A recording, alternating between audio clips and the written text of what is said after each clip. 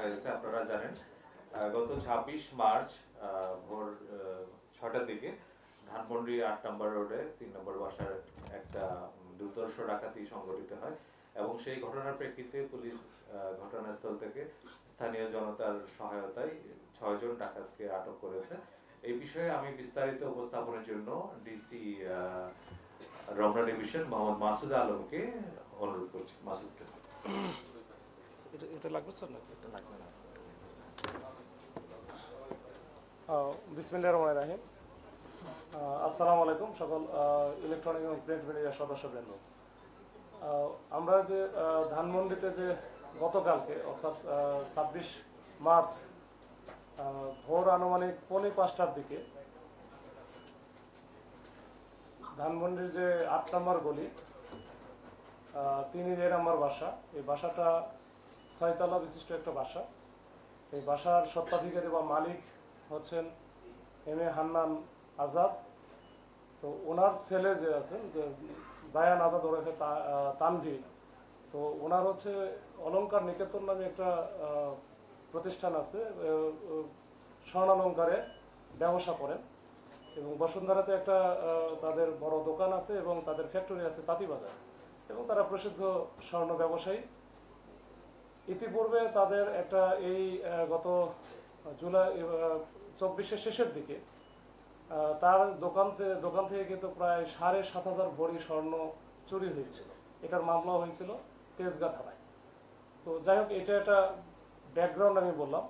তো এইটার প্রেক্ষিতে এই যে গত কালকে 26শে মার্চ একটা সংঘবদ্ধ ডাকাত চক্র, যারা মোটামুটি একটা অপারেশন পরিচালনার জন্য পুলিশ বা আইন শৃঙ্খলা বাহিনী যে ধরনের প্রিপারেশন নিয়ে যায় সেই ধরনের ফুল প্রিপারেশন তাদের ছিল। তাদের সাথে র্যাবের কোটি পরা এবং জ্যাকেট পরা অবস্থায় যেমন লোকজন ছিল, সাথে ছিল মিডিয়ার একবারে মাইক্রোফোন, জিটিভির মাইক্রোফোনের একটা ব্যবহার করা একজন সাংবাদিক ছিল, 2 জন ম্যাজিস্ট্রেট ছিল, এবং যারা সোর্স হিসেবে কাজ করে বা এই যে এখন সাধারণত দেখা যায় ছাত্রদের একটা প্রতিনিধি 5-6 জনের ছিল। তার মানে ফুল একটা কম্বিনেশন ছিল যে অপারেশন টিমে। তারা যখন 4:45টার দিকে ওই বাসায় যখন ঢুকতে যায়, তখনই কিন্তু ওই বাসার যে সিকিউরিটি গার্ড আছে তাদেরকে প্রথমে ঢুকতে দেয় না, মানে নিষেধ বাধা প্রদান করে যে আপনারা সকাল পর্যন্ত ওয়েট করেন। কিন্তু তারা বলে যে না, আমরা ম্যাজিস্ট্রেট সহ আসছি, আমরা অপারেশন পরিচালনা করব। তো একটা পর্যায়ে কিন্তু তারা প্রাচীর টপকে ভিতরে ঢুকে ওই মেইন গেটটা খুলে দেয় এবং তাদের যে সিকিউরিটি গার্ড এবং কেয়ারটেকার যারা আছে তাদেরকে বেঁধে ফেলে। নিচতলায় ছিল MS সোর্সিং নামে একটা প্রতিষ্ঠান আছে, তাদের একটা অফিস। নিচতলা, 3 তলা এবং 4 তলা, এই 3টাই ছিল MS সোর্সিং। 2 তলাতে ছিল একটা আউটসোর্সিং একটা ফার্ম আর কি ছিল। আর 5 তলা এবং 6 তলাতে যে থাকতো মালিক নিজেই, তাদের ডুপ্লেক্স বাসা আছে। তাদের উদ্দেশ্য ছিল আসলে ডুপ্লেক্স বাসায়, কিন্তু তারা ওই ডুপ্লেক্স বাসায় যাওয়ার আগে নিচে থেকে শুরু করছে এই যে কনসালটেন্সি ফার্ম এবং একটা MS আউটসোর্সিং।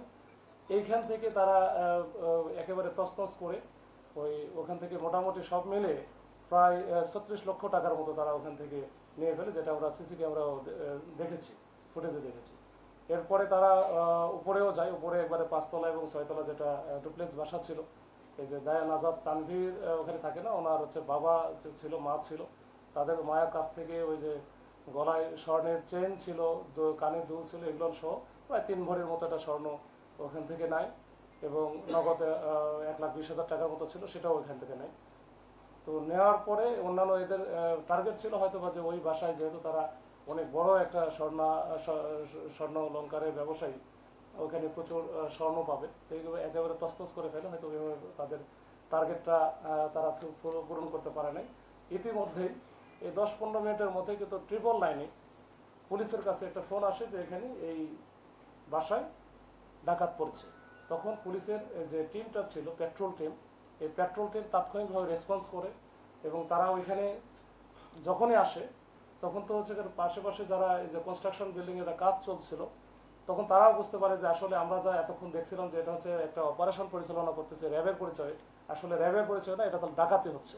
তখন এই কয়েকজন যখন জয়েন করেছে তখনই ওরা উপরে থেকে বুঝতে পারে তখন তাৎক্ষণিকভাবে কিন্তু তারা দৌড়াদৌড়ি করে নিচে নেমে এসে পালানোর চেষ্টা করতেছিল। পুলিশের সামনে পড়ার কারণে তাদের কাছে তো ওই যে দেশীয় অনেক সরঞ্জামাদি ছিল, বিশেষ করে সেলারেস থেকে শুরু করে রড টড ছিল, এগুলো দিয়ে পুলিশের সাথে তাদের একটা হাতাহাতি অবস্থা হয়ে যায়। পুলিশকে তারা অ্যাসল্ট করে, 2 জন পুলিশ আমাদের গুরুতর ওইখানে আহত হয়। এরপরে আহত অবস্থায় কিন্তু আমরা ওইখানে এই স্থানীয় জনগণ এবং এখানে বাসার ভিতরে যে সিকিউরিটি গার্ড ছিল, ইতিমধ্যে তারা আবার কিছু তাদেরকে বেঁধে ফেলছিল এর আগে, তারা কিন্তু একসাথে হয়ে এই 4 জনকে ধরতে সক্ষম হয়। 4 জনকে ধরতে সক্ষম হয়, বাদ বাকিগুলো এরা কিন্তু পালায় যায়। তাদের মাইক্রো ছিল প্রায় 3টার মতো, এই 3টা মাইক্রো নিয়ে তারা চলে যায়। তো এই 4 জনকে যে আমরা স্পটে ধরলাম, স্পটে ধরার পরে তাদের কাছ থেকে আমরা বিস্তারিত তথ্য আমরা জানার চেষ্টা করি, অনুসন্ধান করতেছি, অনুসন্ধান অব্যাহত আছে। এর প্রেক্ষিতে কিন্তু গতকালকে রাত্রে আমরা একটা মাইক্রোবাস, যেটা ডাকাতির কাজে ব্যবহৃত হয়েছিল, এই মাইক্রোবাস এবং সাথে আমরা 2 জনকে ধরি। তো মোট আমরা 6 জনকে এখন পর্যন্ত 4 জন আমরা স্পট থেকে ধরেছি, আর 2 জনকে আমরা পরবর্তীতে গতকাল রাত্রে ধরেছি। আমাদের অভিযান অব্যাহত আছে। এইখানে যে যারা ডাকাত দল যারা ওখানে গেল, তাদের পরিহিত যে ক্যাপ ছিল, র্যাবের কোটি ছিল, জ্যাকেট ছিল, আমরা কিছু উদ্ধার করেছি, আপনারা দেখেছেন। এবং তাদের যে এই ডাকাতি কাজে ব্যবহৃত যে সেলাই রেঞ্জ থেকে শুরু করে অন্যান্য জিনিসপত্র, আমরা কিছু দেশীয় সরঞ্জামাদি আমরা পেয়েছি, যেগুলো আমরা এখানে নিয়ে আসছি। তো এই হচ্ছে আবার আমার একেবারে সংক্ষিপ্ত একটা ব্রিফিং, যে আমরা এই ডাকাতি কাজে যারা অংশগ্রহণ করেছিল, এই যে র্যাব পরিচয়ে, ম্যাজিস্ট্রেট পরিচয়ে, সাংবাদিক পরিচয়, আমরা ইনশাল্লাহ আমরা চেষ্টা করতেছি যে 6 জনের বাইরে অন্য যারা আছে তাদেরকে আমরা অতি শীঘ্রই খুব তাড়াতাড়ি আমরা আইনের আওতায় নিয়ে আসতে পারবো বলে আমরা বিশ্বাস করি। ধন্যবাদ।